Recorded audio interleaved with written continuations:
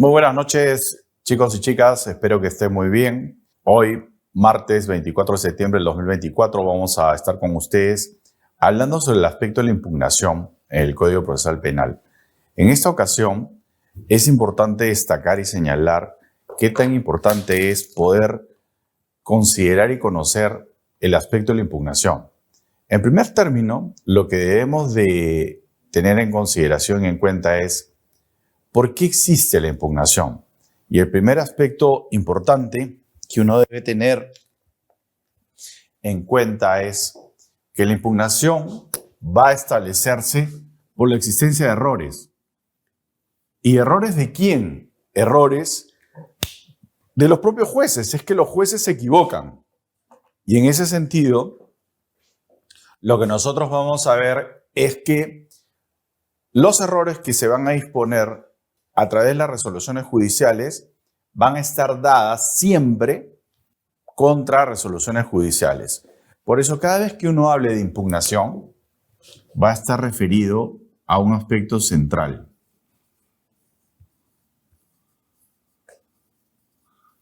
A errores y también a otro aspecto que se llama ¿qué me causa estos errores un agravio?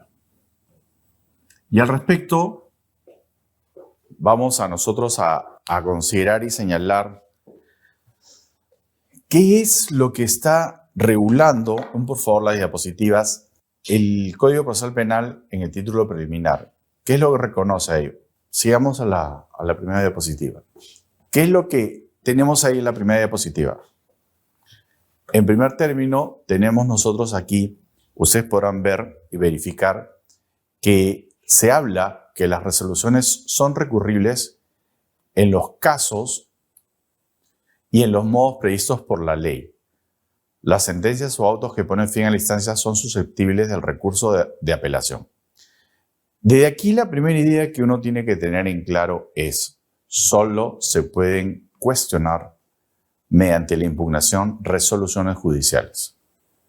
Esa es la primera idea que quiero que ustedes lo tengan en claro, porque a veces uno cree que lo que es materia de impugnación son todas las decisiones que se adoptan dentro de un proceso penal. Y esto no es así, porque bajo el sistema de impugnación nosotros tenemos dos sistemas de impugnación.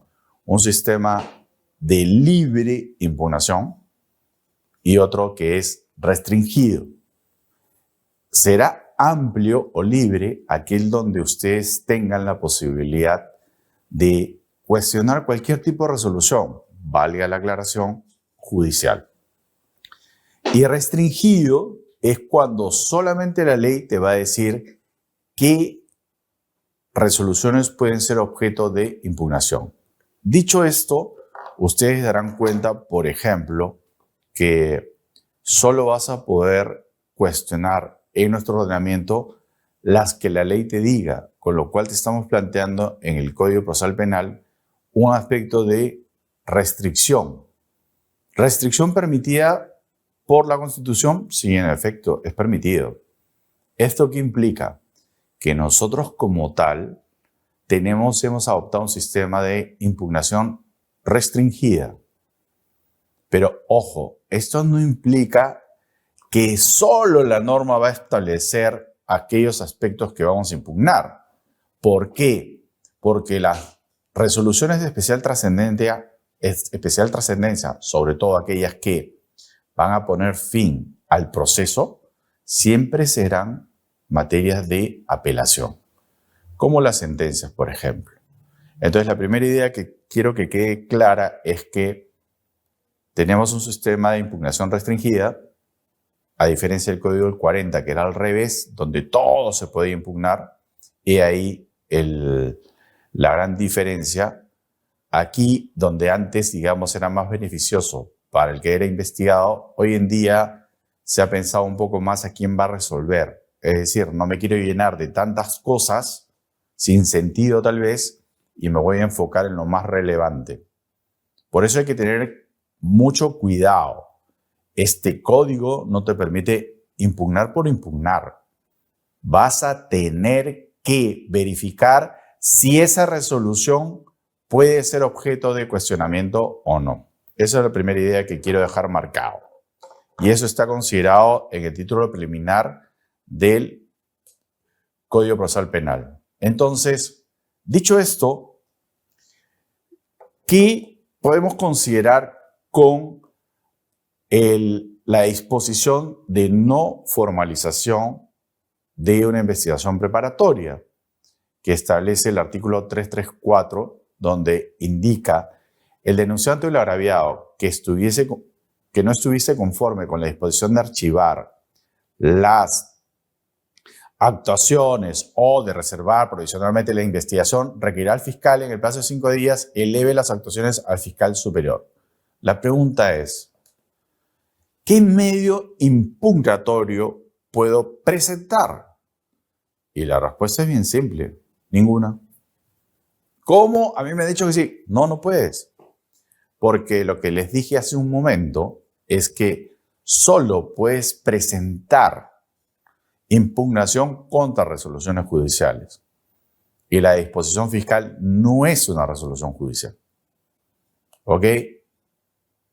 Por eso es profesamente el Código Procesal Penal del 2004 no le llama recurso.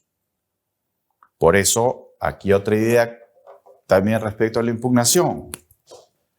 El término recurso es un tema propio de una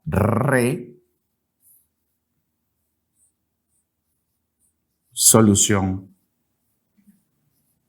judicial. Para que no te olvides, recurso, resolución judicial. Es muy diferente a la disposición. Que, por ejemplo, tú podrías tener una disposición que declare no al lugar a formalizar y una que dé lugar a formalizar. Pero solo puedes pedir una elevación de actuados, fíjate cómo se llama, elevación de actuados, para que lo revise el fiscal superior en este supuesto. En el de aquí abajo no cabe. Entonces, apréciese bien que una cosa es el aspecto de elevación de actuados, que no viene a ser un recurso. Por eso, ante la pregunta presentada ahí, ¿elevación de actuados es un recurso impugnativo? No. Lo que corresponde es que se quiere que para que quien presentó la denuncia o el agraviado tenga la posibilidad que pueda ser revisado por alguien diferente del fiscal que ha dispuesto no continuar con la investigación fiscal. Para eso está esto. Y por eso se llama elevación de actuado. Es muy diferente y hay que entenderlo claramente de un recurso impugnatorio. Segunda idea que quería compartir con ustedes el día de hoy. No sé si hasta aquí está todo claro, por favor. Me ayudaría mucho si estas dos primeras ideas han quedado claras ahí. Pueden enviar, me basta que alguno diga sí quedó claro. Gracias, Reynolds. Te agradezco por tu participación. Entonces, sigamos. Si ustedes se dan cuenta, y ahora, gracias Cristian también, y aquí viene tal vez algo que es criticable. ¿Por qué? Porque los recursos no son cualquier tipo de pedido. Y eso tiene que ver con algo. Y es que requiere una legitimidad. Es decir, no cualquiera que tenga la intención de presentarlos va a tener la legitimidad de hacerlo. Y ahorita se van a dar cuenta un poco lo que yo decía al inicio, que era que hay que plasmar que esa resolución está errada en hecho, en derecho, pero claro, no me causa un agravio. Porque yo puedo advertir que está mal hecha la resolución, pero me da una ventaja. Entonces, prácticamente, dicho en términos sencillos, no me da el derecho de reclamar. Para que yo pueda reclamar, tendría que tener un agravio. Eso es básicamente lo que vamos a ir viendo aquí. Pero veremos también que no solamente tengo que tener o advertir este error de hecho, de derecho, el agravio, sino además cumplir el plazo que se me brinde. Porque eso sí, si se me pasa el plazo, se entiende que yo acepté esa decisión, por más injusta que fuere. He ahí donde debemos recordar que el proceso inspira la justicia, pero no siempre se otorga, porque uno puede contribuir a que eso no llegue también. Entonces, como aquí lo dice, para que tú puedas admitir un recurso, y aquí ya el término clave es agraviado. Tiene que ser presentado por quien es agraviado. O sea, de ahí, mira, lo principal es que tú tienes que mostrar tu agravio. Esa resolución me perjudica. Oiga, y eso puede ser tácito o no. Posición discutible, debo admitirlo. Porque, por ejemplo, si un condenado indicare o señala que no está de acuerdo con una condena, pero omite decir que le causa agravio porque se siente inocente, pues se puede decir que ha vulnerado eso. En mi posición, en el aspecto penal, yo creo que bastará que él señale que no está de acuerdo con eso para considerar que ya es su agravio. Un tema no muy pacífico, diría yo, porque se están extrapolando aspectos que probablemente en otras materias sean más específicas o más estrictas. Sin embargo, en el tema penal se están colocando como tal y se dice que para ello, tú siendo agraviado debes de establecer no solamente que tienes un agravio, sino que tienes interés para presentarlo. Y aquí hablan de un aspecto interesante, ¿no? Le dotan de una facultad adicional al Ministerio Público, quien dice que puede incluso, sin tener un agravio directo, cuestionar una decisión jurisdiccional a favor del inculpado. Y uno puede decir, pero ¿cómo puede ser esto? Y esto encontramos su razón de ser en el principio de legalidad. ¿Por qué? Porque el Ministerio Público es defensor de la legalidad y como tal correrá a cuenta de aquel de que no pueda permitir excesos en ninguna decisión jurisdiccional. Pongo un ejemplo. Si el Ministerio Público hace una pretensión punitiva de 5 años, el Poder Judicial no podrá, o el juez no podrá imponer una pena mayor a esa cantidad de años que se establece. Sin embargo, imaginemos que el juez dice, no, yo sí creo que debo de imponer más, y pone el doble de pena. Y el acusado y el abogado pues no saben nada y dicen, bueno, está bien pues que sea esa pena. El Ministerio Público no solamente está legitimado, sino está en la obligación de cuestionar esa decisión. ¿Por qué? Porque él no puede permitir que a alguien se le imponga la doble sanción penal cuando él ha pedido la mitad de dicha pena. Entonces, esto es lo que reconoce este literal, lo cual, en buena cuenta, en la práctica, para ser francos, yo nunca lo he apreciado ni lo he visto. Pero de todas maneras, es un ejemplo que quería compartir con ustedes para que puedan ver en qué ocasiones el Ministerio Público podría hacerlo. Otro aspecto que está acá también es el plazo. Y por esa razón, también se indica que se puede colocar de manera oral cuando hay resoluciones pedidas en audiencia y también cuando el recurso se lee. Ahora, un punto importante, hay que establecer aquí cuando se dice los fundamentos de hecho y derecho y establecer qué es lo que tú quieres. Por ejemplo, oiga, quiero que se anule esta decisión y se vuelva a emitir otra. Quiero que se amplíen los plazos o quiero que se vuelva a juzgar nuevamente. En fin, hay que identificar claramente. Estoy de acuerdo con la sanción penal, pero no estoy de acuerdo con la reparación civil en el caso de un fiscal. Ahora, aquí hay algo importante. ¿Por qué se hace esta exigencia? Simplemente porque se quiere facilitar en buena cuenta el trabajo de quien va a revisar esto. ¿Para qué? Para que al revisar punto por punto, él pueda tomar en consideración cuáles son los aspectos que vamos a tener en cuenta para con ello poder lograr y poder tener en cuenta. Si me dices que tú quieres el punto 1, voy a ver si el punto 1 es ok, el punto 2 no va, el punto 3.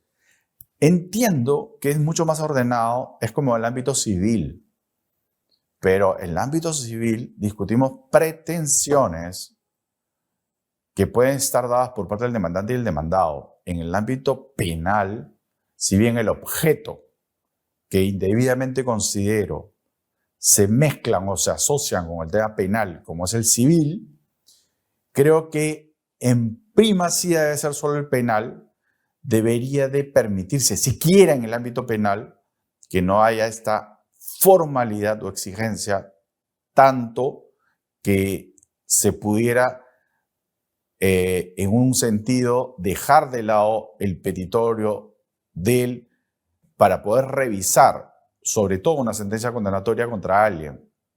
Básicamente por dos razones. La primera es sobre el aspecto relacionado con el tema de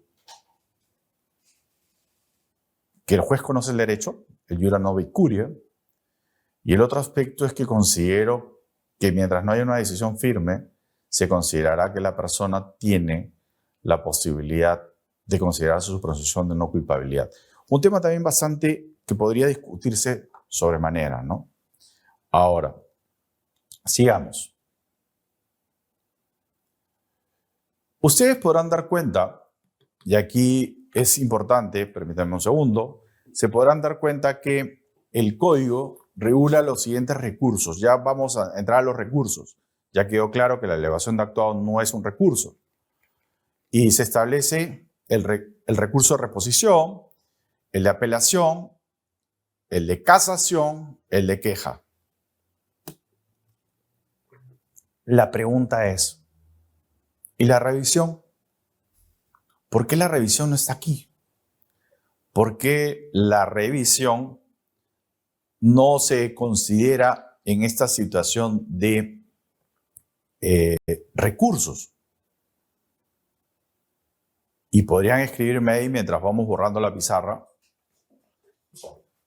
¿Por qué razón no es que se coloca ahí la revisión? ¿Qué opinan ustedes?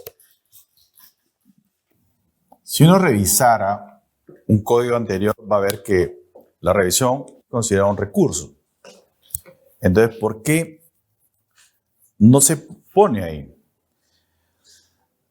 Estos recursos de impugnación empezamos a considerar, y aquí lo vamos a ver con claridad, la estrella es la apelación, que sea contra autos y sentencias. Esa es, digamos, la reina de todas. La queja es cuando te deniega un recurso de apelación o de casación. Mientras que el de reposición es el que se interpone contra los decretos. Entonces, yo creo que vale la pena recordar un poco. Y se dice así: las resoluciones judiciales pueden ser autos, decretos o sentencias, ¿no es cierto? Contra los autos y las sentencias podemos apelarlo, porque ambos siempre van a resolver algo. Siempre va a haber una debida motivación. Los decretos no. Porque los escritos, como se dice, son de mero trámite. Entonces, esto no va a tener un tema de trascendencia. Y como no va a tener un tema de trascendencia, de hecho, uno puede cuestionar, pero va a cuestionar con menor intensidad. Y ese cuestionamiento de menor intensidad va a estar ahí denominado reposición.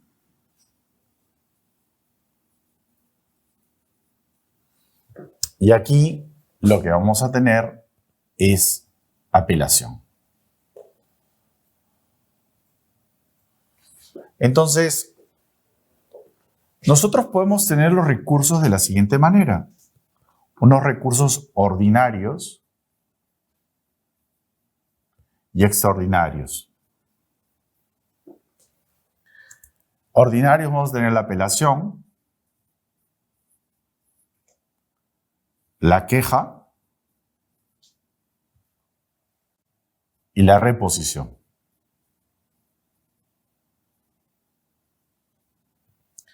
Como ustedes se podrán dar cuenta, extraordinariamente solamente nos queda el de casación. Pero nuevamente, y nuestra media revisión no entra ahí. ¿Por qué? Sigamos viendo las diapositivas. Entonces, algo que podemos sí establecer un poco es señalar que la queja se da por la apelación, pero también hay queja por denegatoria de casación.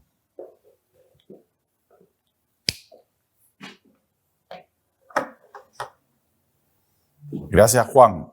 Juan nos indica que la revisión no es un recurso impugnatorio. Pues la pregunta es, ¿por qué no es un recurso impugnatorio? Al considerar que la revisión es una acción propuesta posterior al proceso, es que no se considera como recurso, sino como acción. Gracias, Reynolds.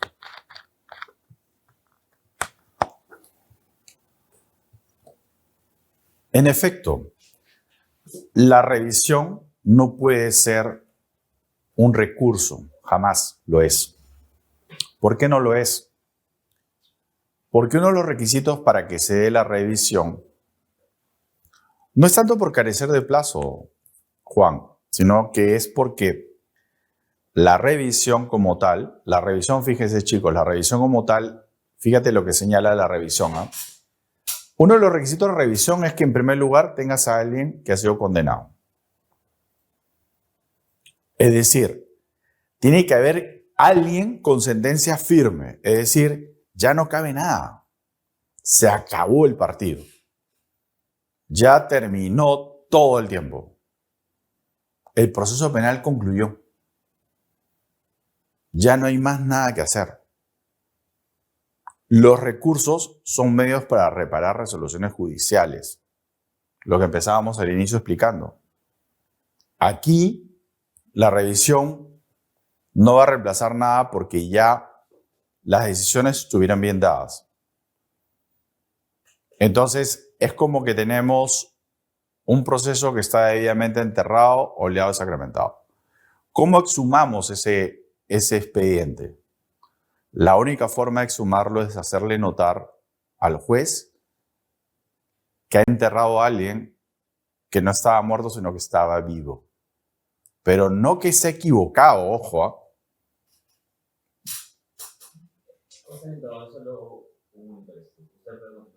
Sino que lo que estamos demostrándole es, ojo, en este caso concreto,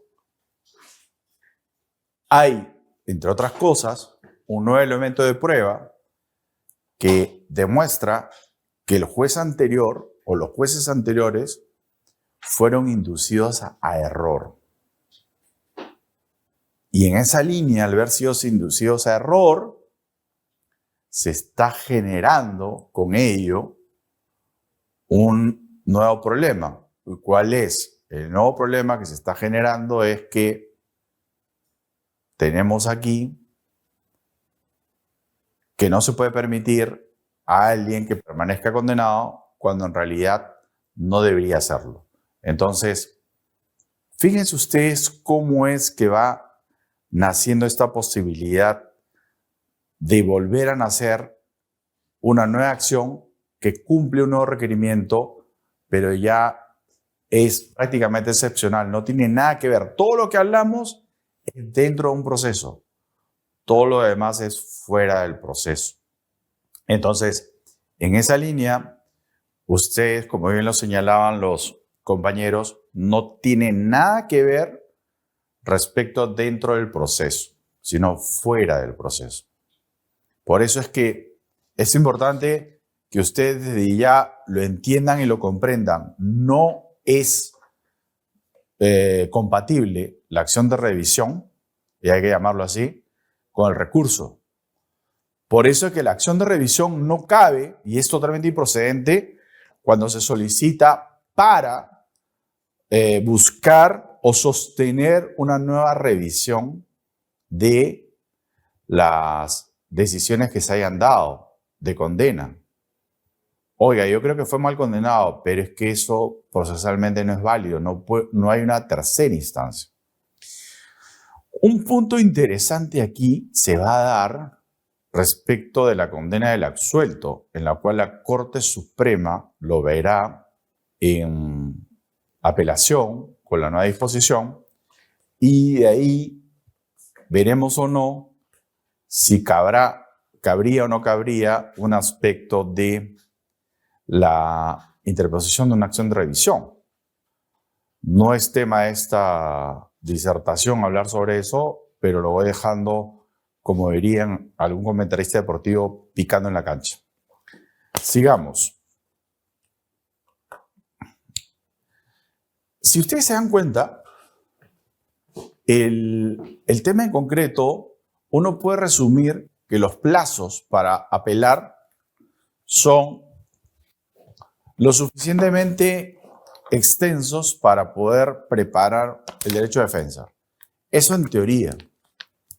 Y por esa razón es que te dicen de que tienes un plazo para apelar una sentencia, para autos, para reposición, para casación, para queja. Pero la pregunta es, ¿a quién se le ocurrió eso? ¿Por qué razón debiéramos considerar que eso es correcto o incorrecto? Nadie se ha puesto a preguntar eso, ni nadie ha cuestionado ello. Y yo sí creo que hay varios problemas fundamentales al respecto, ¿no? Y creo que debería ser objeto de revisión. Por ejemplo, está de moda el tema de las detenciones preliminares. Y si se dan cuenta, estas normas que están contempladas en la sección respectiva de impugnación, parece que marcan lo que debiera ser el aspecto impugnatorio. Sin embargo, hay un tema curioso. Ustedes ven que el menor plazo siempre es para una queja. ¿Y por qué? Porque si yo te presento una queja, es porque yo ya te había planteado una apelación. Es decir,